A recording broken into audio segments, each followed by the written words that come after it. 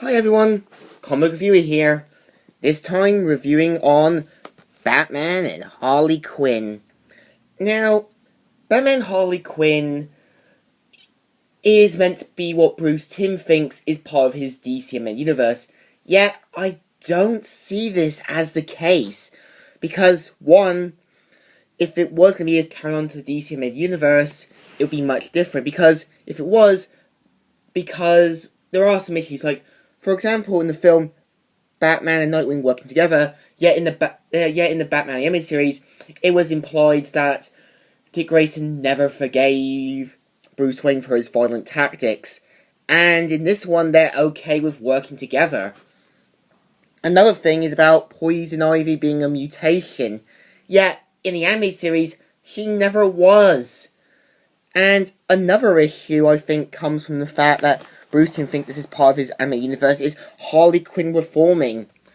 In Batman Beyond and other stuff, she was still a villain. And plus, Batman was born in 1960.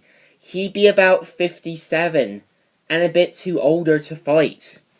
Now, the premise of the film is basically about Batman and Nightwing stopping Poison Ivy and the Floronic Man from basically destroying the environment and also creating a kind of plant bomb that could destroy all life.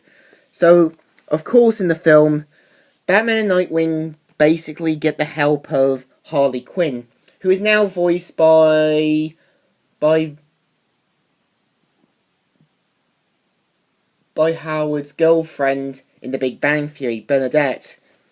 Now, I actually don't mind her voice as Harley Quinn. It sounds okay, but not Tira Strong or so on. So, of course, in the film you have the typical sort of good cop, bad cop with the convict. And of course, in the film is that the film isn't too afraid to do adult jokes. For example, fart jokes, also Nightwing being tied up, and so on. What's also funny is that you even get a nightclub full of henchmen. What's interesting, the two henchmen singing Mini Max are implied to have survived the gun shooting back in Two-Face Part 2. Yet, in the TV series, you never see them again, which implies they got killed off. Well, in this, it basically showed them still alive. Yeah, this is the problem I'm going to have with Bruce Timm saying, oh, this is a part of my DC animated universe, is that it isn't supposed to feel like this. It's its own universe, and much different. Now, of course in the film, it does feel rushed at points, and doesn't really technically build much on Harley Quinn. But I do give him credit for trying to redeem Harley, and so on. Now, I did laugh at some of the jokes in this, like how Harley thinks Greenpeace is part about the environment, and Poison Ivy saying that's for whales.